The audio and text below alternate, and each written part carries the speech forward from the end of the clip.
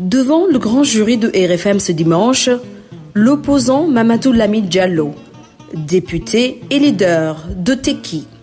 Il est l'invité de Babacar Fall. Beaucoup de sujets, les travaux et conclusions de la commission politique du dialogue national, les tiraillements entre partis de l'opposition sur le statut du chef de l'opposition, les élections, l'Assemblée nationale, l'économie, le pétrole, l'éducation et plusieurs autres questions. Participez à l'émission via nos réseaux sociaux. L'opposant Mamadou Lamine Diallo face à Babacar Fall, le grand jury, dimanche, 11h05, sur RFM, la radio de toute l'actualité. Bonjour à tous, bon dimanche, bienvenue dans ce nouveau numéro du grand jury de RFM. Le Sénégal sous les eaux, les pluies qui sont tombées sur le pays depuis hier samedi ont inondé toutes les régions, des quantités exceptionnelles d'averses avec un pic de 205 mm pour Sokone. Et vu la gravité de la situation, le président de la République a ordonné hier soir le déclenchement du plan Orsec, organisation des secours. Bonjour Mamadou Lamine Diallo. Bonjour Babacar Fall et bonjour à tous vos auditeurs. Merci d'avoir accepté notre invitation. Vous êtes le président du Parti de l'émergence citoyenne Tekki, élu à l'Assemblée nationale sur la liste Taxawu Sénégal. Ces inondations, vous aviez prévenu en début de semaine qu'il faut vite le plan Orsec. Oui, je voudrais d'abord préciser que je ne suis pas élu de Taxawu Sénégal. Alors toute une méprise pour nous. Donc c'est la coalition Liberté et Démocratie. Je suis membre de ce groupe parlementaire. Tout à fait. Par contre, effectivement, j'étais élu Taxawu Dakar comme conseiller municipal à Fan.e Amitié. Effectivement, dans ma caisse Tekki de la semaine dernière, j'ai eu à parler de la question des inondations. Tout le monde avait en tout cas prévu, les spécialistes, qu'on aurait une pluviométrie importante cette année. Ce qui est bien d'un côté pour l'agriculture, bien entendu, qui reste toujours une agriculture sous pluie, malheureusement.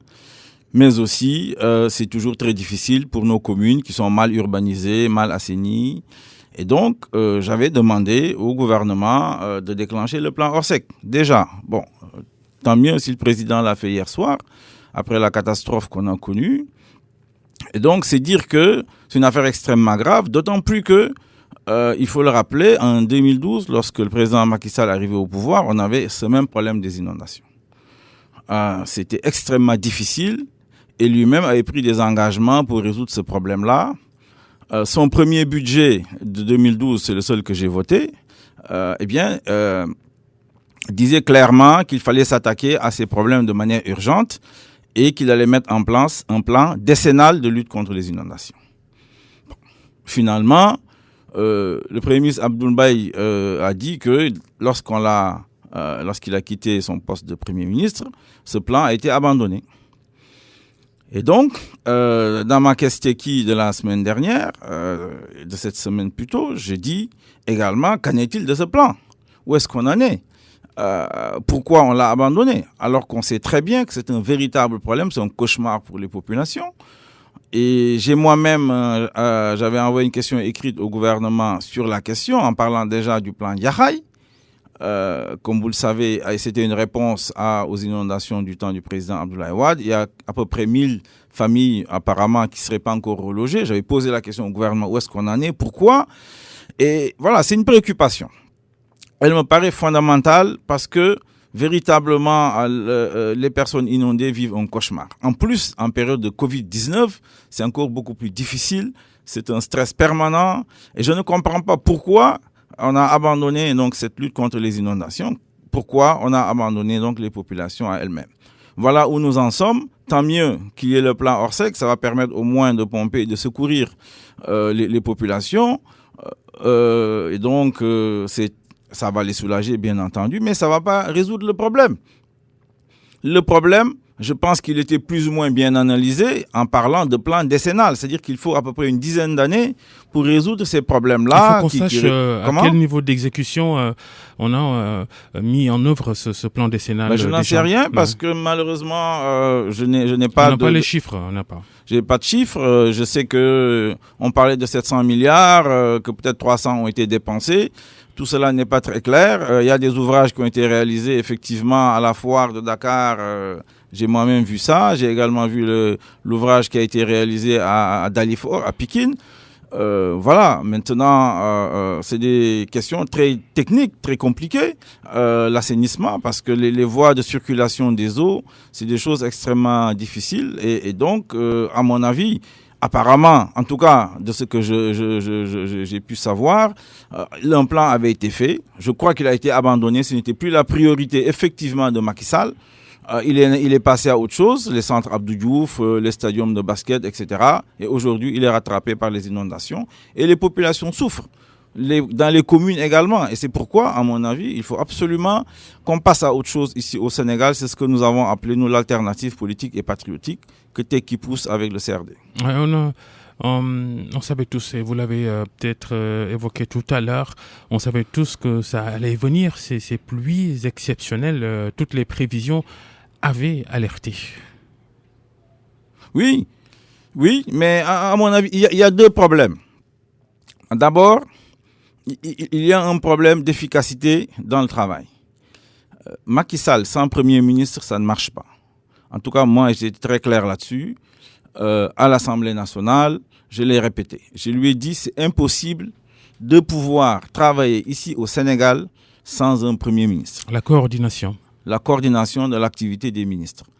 Parce que tout est au ralenti. Les ministres ne prennent pas de décision. Il faut être en contact avec le président, etc. Donc, véritablement, si le président Senghor avait senti la nécessité de le faire en 1970, où on était moins nombreux, il y avait moins de problèmes, et donc, c'est parce que c'était nécessaire.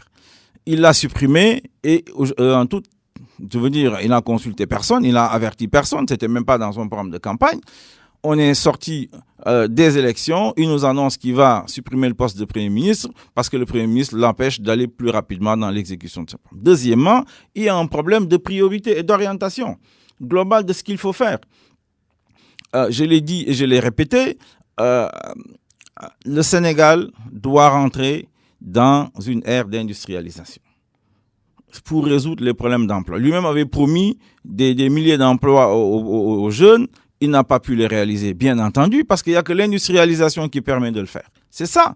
Il faut en être convaincu. Mais l'industrialisation, ça ne se décrète pas. C'est une stratégie. C'est une stratégie également qui tient compte de la géopolitique. J'ai l'habitude de dire dans mes conférences que ce que les gens ne disent pas, c'est que si la Chine s'est industrialisée avec Deng Xiaoping, c'est aussi pour des raisons politiques. Deng Xiaoping a négocié avec Henry Kissinger l'industrialisation de la Chine.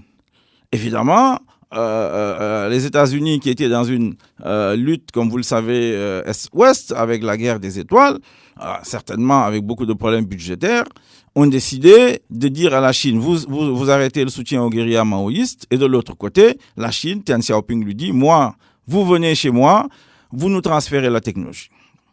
Et donc, évidemment, comparaison n'est pas raison. Les fameux échanges avec Kissinger à l'époque.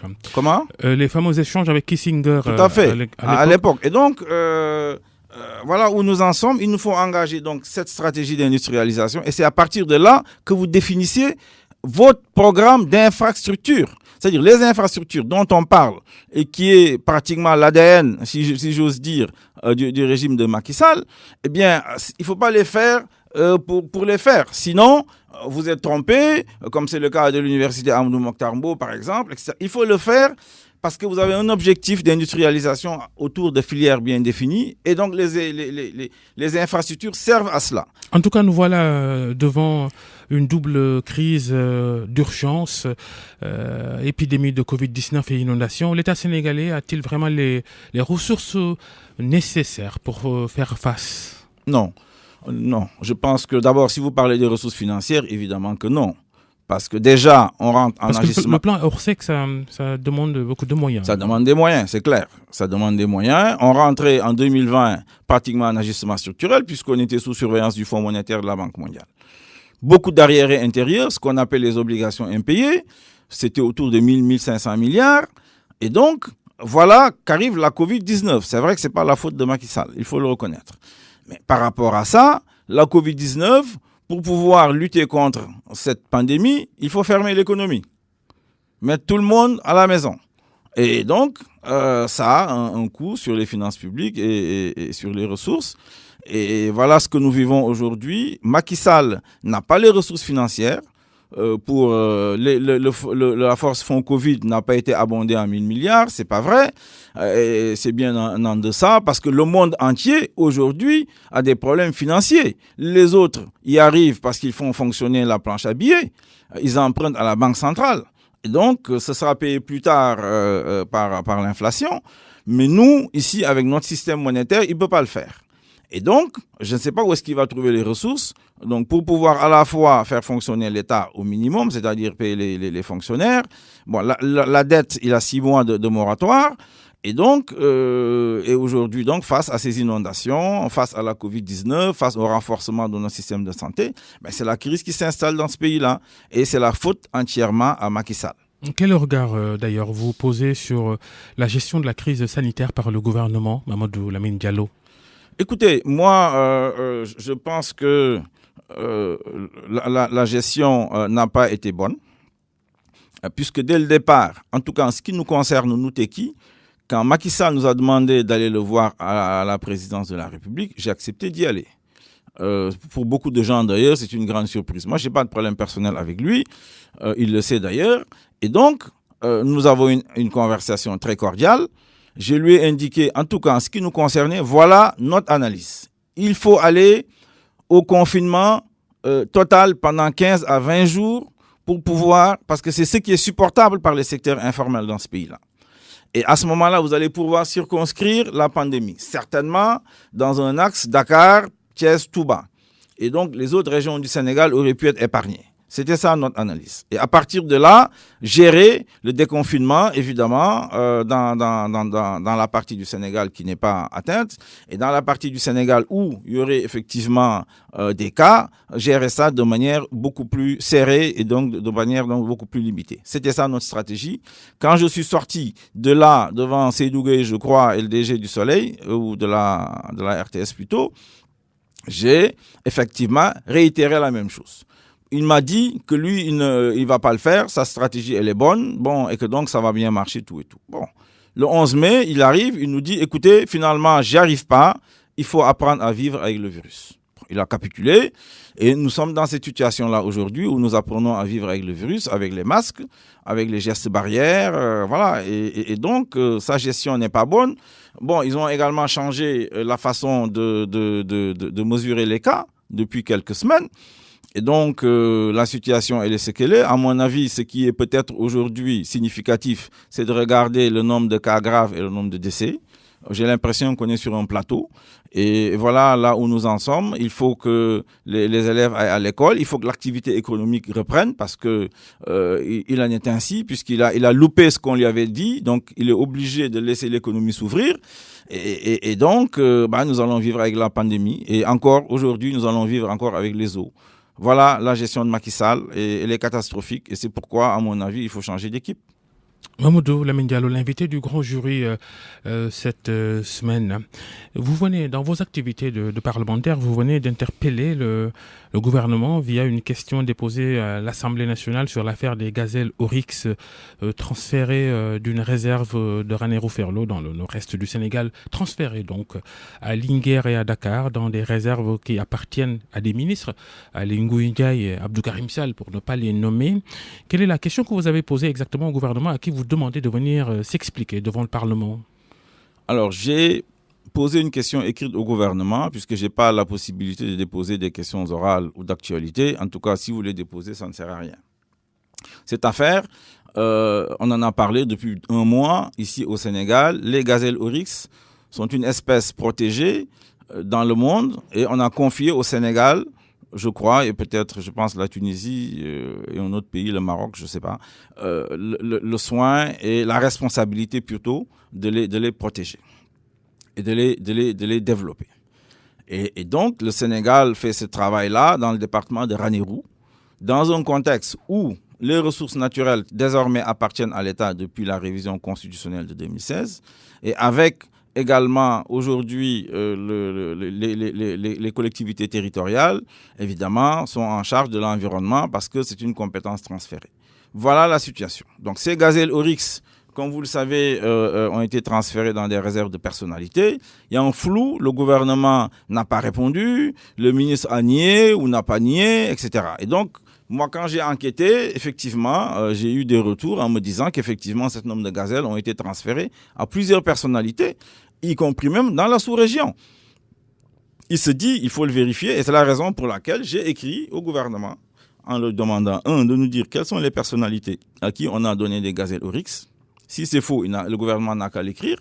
Si c'est vrai, quelles sont ces personnalités? Combien de gazelles oryx par personnalité? Et quel est le protocole qui lie l'État du Sénégal, ou en tout cas la direction en charge donc des gazelles et ces personnalités? Ailleurs, on aurait parlé de délinquance phonique. Est-ce que c'est le cas ici, dans cette affaire? Bon, il y a même qui parlent de braconnage, etc. Bon, moi, je ne sais pas trop ce que dit la loi dans ce domaine-là. Je ne peux pas me prononcer parce que sur les questions juridiques au Sénégal, c'est toujours assez subtil. Mais en tout cas, des gazelles ont été tuées, je crois. Ça, c'est clair. On en parle de 2, ce qui est extrêmement grave. La façon dont on les a, on parle même de kidnapper. Enfin, bon, vraiment, je pense que sur ce point-là, on a besoin de l'avis très clair du gouvernement pour savoir ce qui s'est passé. Ce qui est sûr, c'est qu'elles ont été transférées là où, à mon avis, elles ne devraient pas être, parce que ces gazelles sont épanouies dans le Ranérou. Il y a les populations, en particulier les éleveurs de ce département-là, qui sont très très attachés à ces animaux et les surveillent. Et par conséquent, il est inadmissible qu'on transfère ces gazelles-là pour le plaisir de prédateurs là qui sont devenus certainement riches et qui pensent que pour le plaisir de leurs yeux, ils veulent regarder des gazelles. Si ce n'est évidemment pour des raisons de mystique comme au Sénégal, comme on est au Sénégal, là, les gazelles, en tout cas nous on sait, on le dit que, eh bien, les gazelles, les cornes des gazelles en particulier servent à des pratiques mystiques. En tout cas, c'est la croyance de certains Sénégalais. En attendant une réponse probable ou improbable à votre question, vous en avez déjà déposé tellement d'ailleurs dans le passé. Je donne l'exemple de ces autres questions que vous avez déposées sur la table du président de l'Assemblée nationale et sans suite. On peut citer l'affaire des ventes de bâtiments administratifs sur le plateau à Dakar ou encore le dossier des non-religieux du plan Diakhaï. De quoi s'agit-il exactement ? Oui, vous savez, moi, je suis partisan du fait que l'Assemblée doit contrôler l'exécutif. Et sur ce plan-là, je suis en désaccord avec beaucoup de formations politiques de ce pays et de leaders qui pensent que c'est le présidentialisme qui doit toujours avoir cours, comme le général Faidherbe lorsqu'il colonisait le Sénégal. À mon avis, c'est dépassé et c'est contre-productif pour le développement économique, social et environnemental de notre pays. Et donc, j'utilise les moyens à nos dispositions. Un des moyens, ce sont les questions écrites. J'ai demandé au gouvernement, j'ai eu beaucoup de retours sur un certain nombre de bâtiments, par exemple celui de l'éducation nationale dans le plateau, que ce serait en vente ou en tout cas. Et donc, il est bon. J'ai demandé au gouvernement de faire le point là-dessus. Donc, j'ai envoyé une question écrite sur ça. Et là, l'autre question écrite dont vous parlez, j'en ai déjà, je l'ai évoqué tout à l'heure. Oui, tout à fait. C'est les 1000 et quelques, je crois, non relogés du plan Diakhaï. Qu'est-ce qu'on prévoit donc pour ces personnalités, pour ces familles, pour ces personnalités qui vivent donc dans la zone de Pikine et qui sont pas relogés. Et qu'est-ce que le gouvernement prévoit donc et ça anticipe un peu cette question des inondations que tout le monde avait prévu. Tout le monde se disait donc ça va venir et ce sera septembre, octobre, parce que c'est comme ça depuis quelques années, quelques dizaines d'années. Et donc, le gouvernement n'a pas réagi, le gouvernement est en train de dormir. Macky Sall est dans la ruse. Je pense qu'il est plus occupé, comme il l'a dit, à rendre l'opposition, comme il dit, la réduire à sa plus simple expression que de travailler pour les populations sénégalaises, pour le peuple sénégalais. Mamadou Lamine Diallo, votre mouvement, votre parti politique Tekki fait partie d'une coalition de l'opposition, le CRD, le Congrès de la Renaissance démocratique, qui ne participe pas au dialogue national. Les parties prenantes de la commission politique de ce dialogue, de ces assises, elles se sont pas entendues sur le statut attribué à l'opposition, à son chef. La question va être soumise à des experts. Qu'en pensez-vous? Je ne sais pas ce que vous appelez expert. Expert en quoi? Un chef de l'opposition. On attend de connaître les profils de ces experts, justement. Parce que vraiment, au Sénégal, c'est vrai que tout le monde est expert. Hein. Enfin, moi, en tout cas, un expert, c'est quelqu'un dans un domaine bien précis qui a résolu un problème dans ce domaine-là. C'est ce qu'on a appris, en tout cas. Maintenant, peut-être ça a changé sous l'ère Macky Sall. Et donc, vraiment, Babacar, sur ce point-là, nous, le dialogue ne nous intéresse pas. Le dialogue que vous appelez politique nationale, ça ne nous intéresse pas. Pourquoi? Simplement parce que le président Macky Sall nous a avertis. Je vais réduire l'opposition à sa plus simple expression. Il nous a dit que lui, il est dans la ruse. Il avait même dit en Wolof, je crois, si vous permettez, bon, donc, et on l'a pratiqué également. On a fait l'expérimentation de ce travail avec lui. Il arrive, il vous dit, moi je vous divise en 3 groupes, il crée un groupe de non-alignés. C'est quoi un non-aligné? Qu'est-ce que ça veut dire ça? Tout le monde est aligné, ou on est avec lui, ou on est dans l'opposition. Alors, c'est facile d'organiser à ce moment-là des discussions sur des thèmes que lui, il a définis. Et quand vous n'êtes pas d'accord, forcément, quand il n'y a pas consensus, eh bien, c'est lui qui va trancher. Il va dire au peuple sénégalais, voyez-vous, j'ai consulté tout le monde, j'ai écouté tout le monde, et voilà la décision que je vais prendre, qui est la décision qu'il avait déjà préparée. Alors, dans cette affaire-là, on ne sait pas, on n'applique pas la loi sur les partis politiques. Ça, il faut que le peuple sénégalais le sache. La loi n'est pas appliquée. On ne sait pas qui respecte cette loi-là. Ali Ngounia doit faire le point sur cette affaire-là, au lieu de faire de faux décrets sur Petro-Tim, de faux rapports de présentation. Deuxièmement, le financement des partis politiques. On en parle depuis longtemps. Il n'y a rien. Troisièmement, en tout cas en ce qui nous concerne, nous, il faut le dire, dans le front des résistances nationales, nous avons contribué à créer, et personne ne peut le nier. Un front qui participe officiellement au dialogue. Hein? Exactement. Nous n'avons jamais parlé de l'opposition ou du statut de l'opposition. Jamais. Ce n'est pas dans les 12 points de la plateforme. Ça n'existe pas. Donc, le front ne peut pas parler de ça. Je ne sais pas pour quelle raison il parle de ça, en son sein, premièrement. Deuxièmement, dans la coalition IDI 2019, que nous avons soutenue à la présidentielle de 2019, une présidentielle parrainée, organisée sur mesure, avec un parrainage corrompu, malheureusement soutenu par notre société civile, à ma grande surprise, qui a toujours lutté contre la corruption, eh bien, ce qui se passe, c'est que nous sommes allés, donc, contraints de faire quelque chose, par nos bases et également nos responsables. Nous avons décidé de discuter avec les 4 candidats choisis qui étaient en face de Macky Sall. Et finalement, nous avons signé avec Idrissa Seck. Et dans ce que nous avons signé avec Idrissa Seck, il n'y a rien qui parle du statut de l'opposition ni du chef de l'opposition. Donc vraiment, nous sommes très à l'aise avec cette affaire-là. Ça ne nous intéresse pas. Je pense que c'est une affaire... Idrissa Seck, il a violé le pacte qui vous liait? Non. En tout cas, non. On ne peut pas dire qu'il a violé, parce que nous, on n'a pas discuté de ça avec lui. Donc, nous ne sommes pas engagés par rapport à ça. Donc, voilà. Et il peut avoir signé autre chose avec d'autres personnes. Mais ce qui nous intéresse, c'est que personne ne peut nous dire aujourd'hui que vous devez forcément rentrer dans cette discussion sur le statut de l'opposition et le chef de l'opposition. Il est vrai que la Constitution en parle en son article 58. Tout à fait. Et donc, mais si vous lisez bien, l'article parle de l'opposition et parle de l'opposition parlementaire représentée à l'Assemblée nationale. En tout cas, en ce qui nous concerne, nous, Teki, s'il doit y avoir demain, mais pas aujourd'hui, c'est impossible. Parce que la présidentielle, elle est parrainée, elle est fausse. Les résultats n'ont pas été acceptés par aucune des coalitions de l'opposition, en tout cas qui faisait face à Macky Sall. Alors, on ne peut pas donc se mettre le lendemain matin à finalement reconnaître ces résultats-là. Ce n'est pas cohérent. Pour vous, Idrissa Seck, il ne peut pas être le chef de l'opposition? Non, c'est pas personnel. Peut-être demain, mais aujourd'hui, parler du chef de l'opposition, ça n'a pas de sens.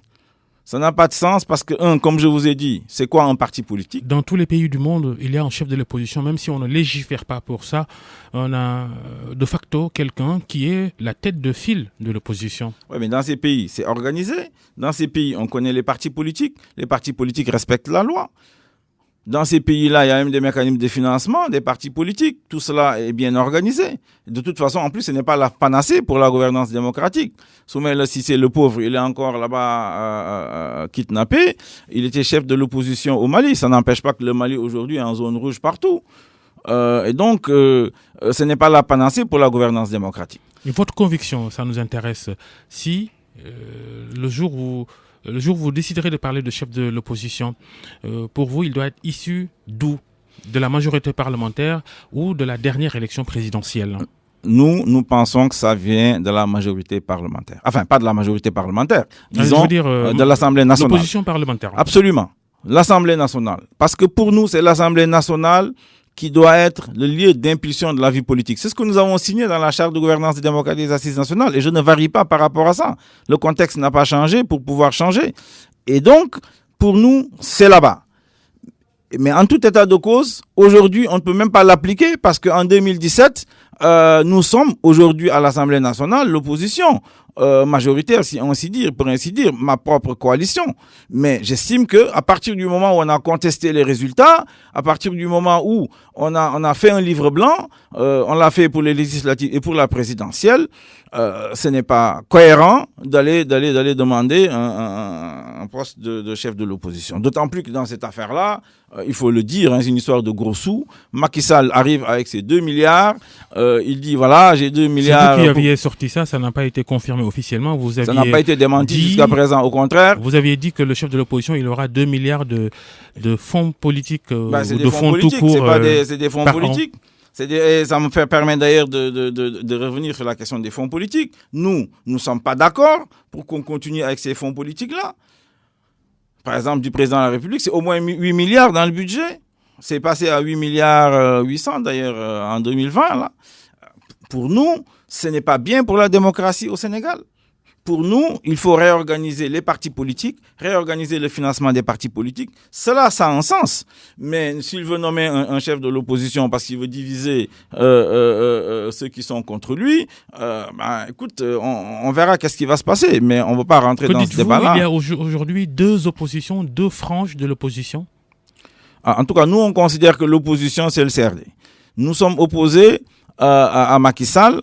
Nous le faisons tous les jours. Sur la question de l'honorariat, par exemple, nous avons trouvé choquant, inacceptable qu'en pleine Covid-19, qu'on va donner des privilèges à un président d'honneur du Conseil économique, social et environnemental. Nous sommes allés en justice. Et d'ailleurs, le DG du Soleil qui avait exhibé un 964 qui est faux, devait être convoqué par le procureur pour qu'il nous dise d'où ça vient, qui a imité la signature du président de la République. Il devrait arrêter de terroriser les femmes dans son journal.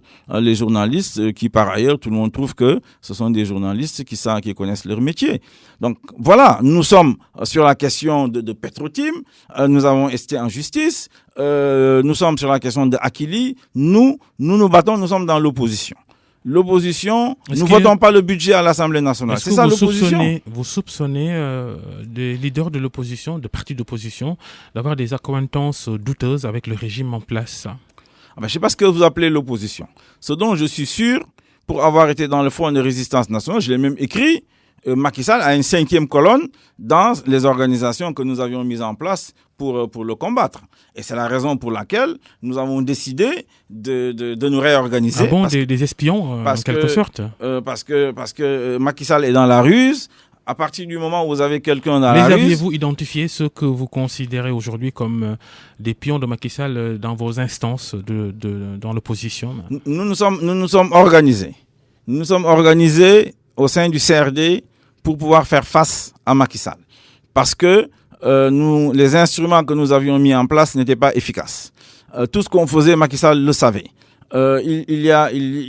Souvent même, on a eu des enregistrements de ce que nous disions dans nos réunions. Ça, on a eu ces constats-là. À partir de ce moment-là, il faut changer de stratégie parce que depuis 2016, au moins, quand il y a un regroupement de l'opposition autour du non au référendum, et nous avons eu effectivement des moments de lutte intense, par exemple sur la question de Petro-Tim, mais manifestement, on ne parle pas le même langage. Et à partir de ce moment-là, il faut se réorganiser. Et aujourd'hui, c'est le CRD qui est le porte-drapeau de l'opposition dans ce pays-là et c'est incontestable.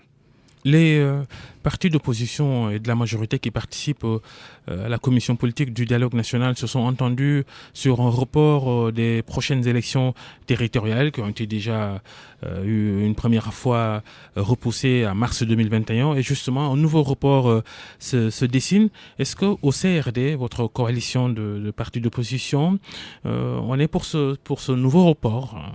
On n'était déjà pas d'accord pour le premier report. J'avais trouvé ça non constitutionnel, anticonstitutionnel. Et là, on évoque la crise sanitaire. Ça ne peut pas être une raison. D'abord, Macky Sall nous demande à vivre avec le virus. Donc, les élections locales également doivent vivre avec le virus. Et donc, d'autres pays ont organisé des élections. Le Mali, par exemple. Et puis, toutes ces présidentielles-là qui vont se faire en Côte d'Ivoire avec ce qu'ils appellent le troisième mandat, la Guinée. Je pense que le Burkina également doit avoir une élection, ou c'est le Niger, ou en tout cas, ou les deux.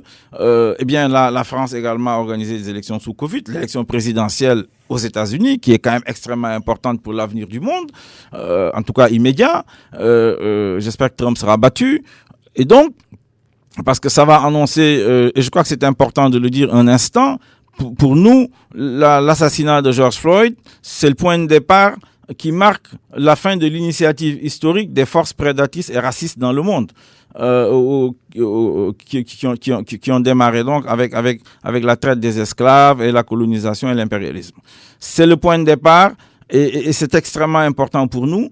Et c'est des opportunités pour les peuples anciennement colonisés ou néocolonisés, comme on dit, d'engager leur libération et d'engager leur industrialisation. Et donc, encore une fois, Babacar, on peut organiser des élections avec les gestes barrières, c'est possible. Il n'y a aucune raison de continuer à prolonger indéfiniment les mandats des maires. Votre allusion au Mali, à la Côte d'Ivoire ou à la Guinée, est-ce que, en termes de virus du troisième mandat, comme vous dites, Macky Sall égale Alassane Ouattara égale Alpha Condé, disposez-vous d'indicateurs précis pour le dire? Bon, d'abord, moi je ne crois pas à cette histoire de troisième mandat. Ce n'est pas des troisième mandats, c'est des présidences à vie. Parce que troisième mandat, c'est quatrième mandat, c'est cinquième mandat, c'est neuvième mandat, c'est centième mandat, si, évidemment, ils ont la force de faire ça. Il faut qu'on soit clair. Et c'est pourquoi, d'ailleurs, nous engageons une lutte au niveau de la CEDEAO, le CRD est d'accord là-dessus, pour qu'on modifie, qu'on amende le protocole additionnel de la CEDEAO. Pour que on puisse y rajouter que désormais personne ne peut faire plus de 2 mandats de 5 ans. Le mandat commence, comme on le sait, avec la prestation de serment devant le Conseil constitutionnel ou la Cour constitutionnelle, c'est selon. Voilà comment se pose le problème. Donc il n'y a pas de problème de troisième mandat. Les peuples doivent savoir que ceux qui demandent des troisième mandats, ils veulent des présidences à vie, ils veulent rester indéfiniment. Et ici, au Sénégal, dans sa révision constitutionnelle de 2016, les dispositions transitoires indiquant clairement que le mandat de Macky Sall de 2012 à 2019 est considéré comme un mandat. Il l'a enlevé. Et ce Conseil constitutionnel-là, qui a validé le parrainage, qui a même prétendu avoir contrôlé les signatures dans le parrainage, à mon avis, celui-là, si on lui présente une candidature de Macky Sall, il va l'accepter. Et donc, Macky Sall n'est Du tenu... point de vue juridique, quelle est votre religion sur justement une possible candidature de Macky Sall en 2024? Je vous dis, si sa coalition présente sa candidature, comme beaucoup de personnes réclament cela, eh bien ce Conseil constitutionnel va dire oui. C'est ça c'est sûr. Bien que moi j'estime que juridiquement il peut pas le dire parce que l'esprit de la Constitution, parce que pour moi Macky Sall a déjà fait 2 prestations de serment. Il a fait une prestation de serment en 2012, il a fait une prestation de serment en 2019 devant ce Conseil constitutionnel. Donc il en a terminé, il peut plus en faire au Sénégal. C'est ça mon point de vue. Mais on va dire que je suis pas juriste, comme me dit le ministre de la Justice. Mamadou Lamine Diallo, vous n'êtes pas juriste, vous n'avez pas le droit à la parole. Voilà. Mais encore une fois, Babacar, dans cette affaire-là, il n'y a que la morale de Macky Sall qui est en jeu. 3e mandat ou faute de gestion pour le désormais ex-directeur général de Dakar Demdik, Moussa Diop, sur les raisons de son limogeage? Écoutez, moi dans cette affaire-là, j'étais à l'Assemblée nationale lors du vote du budget donc du ministère en charge des transports. Tout le monde, à Benno Bokk Yakaar, donc le félicitait sur ce qu'il fait, Sénégal Demdik, etc. Bon, j'ai quand même posé la question au ministre, mais qui finance toute cette affaire-là? Quel est l'équilibre financier? J'ai une expérience dans cette affaire-là, dans les années 80, vers la fin. Bon, j'étais quand même relativement jeune. Et j'avais étudié le problème, la tarification des transports urbains à Alger. Et donc, je leur avais trouvé un peu une méthode de tarification. Donc, c'est des choses que je connaissais relativement quand j'étais plus jeune. Et je me suis dit, il y a toujours un problème d'équilibre financier dans les transports collectifs. Et comment on arrivait à boucler ça? Ils ont dit qu'il n'y avait pas de problème. C'était en séance plénière devant le peuple. Alors, par conséquent, à notre avis, lorsque celui que vous évoquez a dit Ila Matam, qui est quand même extrêmement grave, du point de vue d'abord, c'est pas quelque chose qu'il aurait dû dire parce qu'il est directeur général d'une société publique. Il n'a pas le droit, il ne doit pas se prononcer sur ces questions-là. Et il n'a pas été limogé à ce moment-là. Il a été limogé quand il a parlé du 3e mandat en disant que c'est un coup d'État. Effectivement, c'est un coup d'État. Le 3e mandat, comme vous l'appelez, pour moi, c'est la présidence. C'est un coup d'État. C'est comme le coup d'État électoral et c'est comme le coup d'État militaire que tout le monde condamne. C'est de la même nature. Et donc, voilà, et j'estime que ça veut dire que Macky Sall, sa présidence à vie, son émirat gazier dont je parle depuis 2 ans, ça c'est beaucoup plus important que la dignité de la communauté mouride. Mamadou Lamine Diallo, l'invité du grand jury. La démocratie et les libertés au Sénégal, la violente interpellation par la police des animateurs du collectif Y en a marre cette semaine devant le siège de Sonatel Orange où ils voulaient déposer une lettre de protestation contre les nouveaux tarifs sur les forfaits prépayés de l'opérateur. Je condamne cette violence policière. Hein. Je pense qu'il y a également Ardou Nubok. Nous-mêmes, nous avons suivi ça lors de plusieurs manifestations. Nous avons même été une fois les députés quand on voulait aller voir Necotrans au port de Dakar. C'est un escadron, je crois, de gendarmerie, ou en tout cas un peloton, je ne sais plus, avec un colonel qui est venu nous assiéger là-bas. Et ces méthodes, c'est pas bien pour la démocratie. Et que dites-vous des attitudes commerciales de Sonatel Orange qu'une bonne partie de ses abonnés dénoncent? J'en sais rien, parce que j'ai vu ça. D'abord, je pense que c'est la RTP qui doit réguler tout ça. Maintenant, il y a la possibilité, je pense qu'il y a la concurrence quand même. Si tu veux pas être à Orange, vous pouvez être à Expresso. Vous pouvez être à Tigo, je pense que c'est pas interdit. Alors, est-ce que la question n'est pas celle-là? La question est de savoir est-ce que Orange a un pouvoir de marché? C'est ça. Est-ce que a un pouvoir de marché sur tous les segments et sur tous les services? Et à cette question, c'est le travail de la RTP. La RTP doit pouvoir analyser ça parce que c'est elle qui fait la régulation pour dire effectivement il y a un pouvoir de marché. S'il y a un pouvoir de marché, voilà ce que prévoit la loi dans ce domaine. Êtes-vous à l'aise, quand on parle des relations entre l'État sénégalais et les opérateurs de télécommunications, êtes-vous à l'aise sur le sujet, Mamadou Lamine Diallo? Vous avez été au cœur d'une commission il y a plus de 20 ans, qui avait participé à l'attribution d'une licence justement au deuxième opérateur, en l'occurrence à l'époque Millicom International via sa filiale sénégalaise Sentel et ses produits Hello devenus Tigo avant d'être aujourd'hui Free. Une licence à l'époque, dit-on, bradée à 50 millions de francs CFA. Très à l'aise. Les politiciens poltrons là qui vous informent, parce qu'il y a plus de 20 ans quand même, presque 25 ans aujourd'hui, devraient avoir le courage de sortir et de m'affronter. Et d'ailleurs, Mekesteki, c'est fait pour ça. Macky Sall nous a dit que nous étions des nullards. Au lieu de m'insulter dans les réseaux sociaux, il ferait mieux de débattre avec moi, très à l'aise.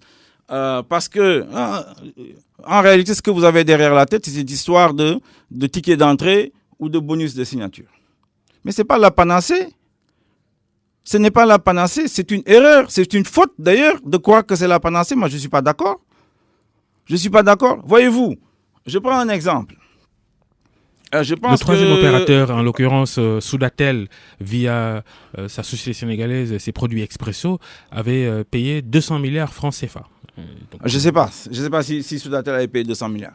Quand même si elle avait payé 500 milliards. 100 milliards ou 200 milliards. Rien à voir avec 50 millions pour, à l'époque, cette commission. Oui, non, je vais vous dire pourquoi. Je vais vous dire pourquoi. Donnez-moi une minute. D'abord, à l'époque, c'était pas bradé, c'était pas vendu, c'était 0 francs, c'est pas 50 millions. C'est 0. 50 millions, c'est la location des fréquences. D'abord, ceux qui vous informent, il faut qu'ils vous informent correctement. De toute façon, ils ont des pierres dans le cerveau, comme disent les militaires. Deuxièmement, mais la question n'est pas tranchée. Elle n'est pas du tout tranchée. Je donnais l'exemple tout à l'heure, là. Je pense que la Sonatel a payé pour la 4G 100 milliards. Thierno Alassane dit que ce n'est pas suffisant. Comment vous déterminez-vous que c'est suffisant?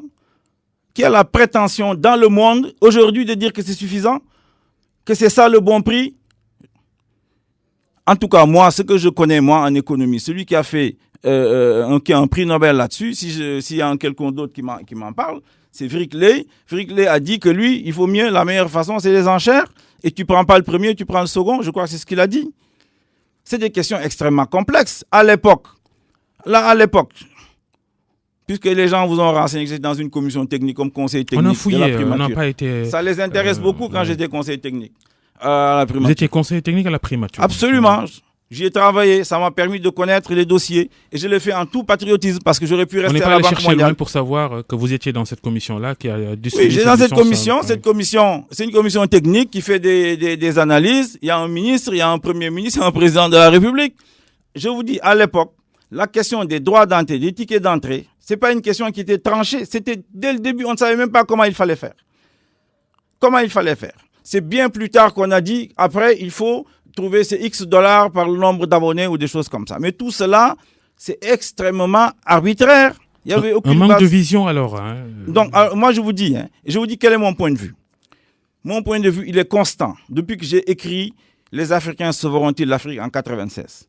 Mon point de vue, ce qui est plus important, c'est les capacités technologiques et managériales. C'est ça qu'il faut acquérir. Pour moi, ça c'est plus important que la finance. Je ne dis pas que la finance n'est pas importante. Il faut qu'on s'entende. Parce que nous, on est dans un pays où on parle que de ça. Mais je dis c'est ça qui est plus important. Moi, je préfère avoir des Sénégalaises et des Sénégalais qui apprennent la technologie, qui savent faire. Et si pour ça, je dois perdre de l'argent à court terme, je suis prêt à le perdre. C'est ça mon point de vue et je le défends partout. Et je dis que c'est comme ça qu'on s'industrialise. C'est ce que Deng Xiaoping a fait en Chine. Et aujourd'hui, la Chine, c'est l'atelier du monde.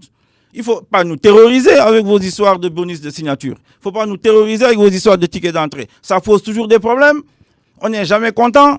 Tout le monde va vous dire que c'est pas suffisant parce qu'il n'y a aucune base scientifique. Vous défendez sur cette affaire de licence à Sentel à l'époque. Vous me demandez si je suis à l'aise. Je vous réponds. Vous distinguez. Attends. Licence pour licence, Mamadou Lamine Diallo, vous distinguez sur les ressources naturelles, le pétrole et le gaz. Le livre de Thierno Alassane Sall, vous en parlez à l'instant, le protocole de l'Élysée, confidence d'un ancien ministre du Sénégal du pétrole, les révélations qu'il a faites sur les conditions de l'attribution de la concession d'exploration et d'exploitation à Total sur Rufisque Offshore, Profond et autres. Alors, je vous signale que je pense que en 2012, si mes souvenirs sont bons, parce que le ministre des Finances est venu à l'Assemblée nationale, Tigo avait payé 50 milliards au gouvernement du Sénégal pour la licence globale. Par contre, Expresso, l'IGE nous dit qu'on leur a fait un cadeau de 8 milliards. Donc, j'attends que Macky Sall réagisse par rapport à ça. Maintenant, mon point de vue, je l'ai écrit et je l'ai répété, Babacar. À partir du moment où on a trouvé du gaz, on le soupçonnait déjà. Le professeur Moustapha Sourang, je l'ai rappelé dans mes Kesteki, que Dieu l'agrée au paradis, nous avait averti que les Américains se disaient que c'est le Sénégal qui est le futur producteur de gaz dans le monde et la Sierra Leone. À partir du moment où on trouve, à partir d'un code pétrolier favorable aux compagnies pétrolières, il faut le dire. Puisque à l'époque, après la dévaluation du franc CFA, c'était la misère, on a dit il faut attirer les investisseurs. En tout cas, c'était l'option du gouvernement, c'était l'option du président Abdou Diouf. Et les techniciens exécutent, ils ont fait un code pétrolier qui est favorable aux compagnies pétrolières. OK? On trouve, il faut s'arrêter. Il faut s'arrêter, d'abord pour savoir qu'est-ce qu'on va faire du pétrole et du gaz. Comment, en ce qui me concerne, en tout cas, on va régler les problèmes de l'électricité à bas prix pour pouvoir soutenir l'industrialisation. Voilà comment nous raisonnons à Teki. Voilà comment je raisonne. Et c'est comme ça depuis 20 ans, depuis 25 ans, depuis que j'ai fait le tour du monde pour voir de visu que des pays avec l'ordre économique mondial, ou le tiers-monde, comme dirait Samir Amin, avec l'échange inégal, que des pays sont en train de s'industrialiser. Et donc que c'est possible. Et c'est possible. Et pour cela, il faut avoir une stratégie d'industrialisation. C'est le sens aussi de mon combat politique. L'affaire Petro-Tim. Donc, sur cette affaire-là, je veux conclure pour dire que pour moi, il ne fallait pas donner Rufisque Offshore profond. Ça avait été donné à Franck Timis. Il y a Casamance également, Sud Offshore. D'autant plus qu'on dit que Total n'était pas le mieux disant dans... Oui, c'est ce que dit Thierno Alassane. Il cherche à le démontrer dans cet ouvrage. En comparant les tableaux, c'est assez compliqué.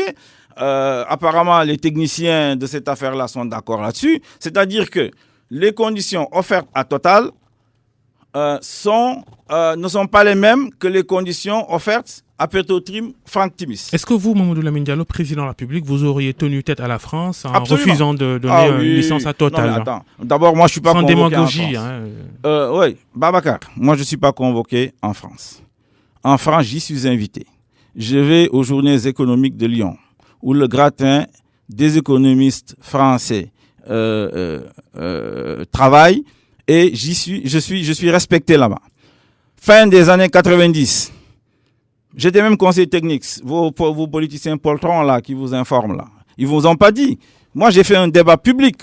Vous ne savez pas qui m'informe. Bon, bref. Oui, non, mais j'ai fait un débat public. Oui, j'ai fait un débat public avec Alassane Ouattara.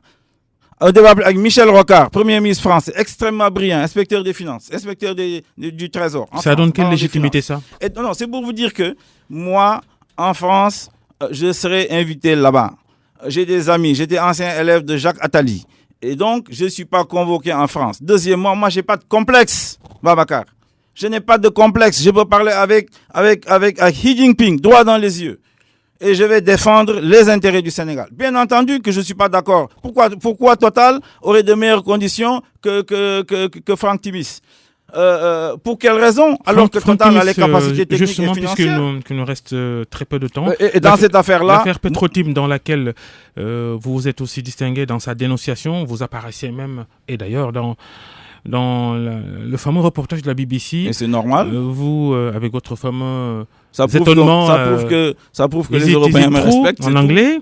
Vous et d'autres aviez saisi la justice sénégalaise. Des informations données par un journal il y a quelques jours indiquent que la justice sénégalaise, justement, aurait conclu à dire qu'il n'y a rien. Je ne sais pas comment la justice peut conclure. Parce que tout le peuple sénégalais, tout le monde sait que Franck Timis, à travers Petro-Tim, Timis Corporation, le livre de Thierno Alassane également le démontre, n'a pas les capacités techniques et financières. Cette société créée en janvier 2012 ne peut pas joindre.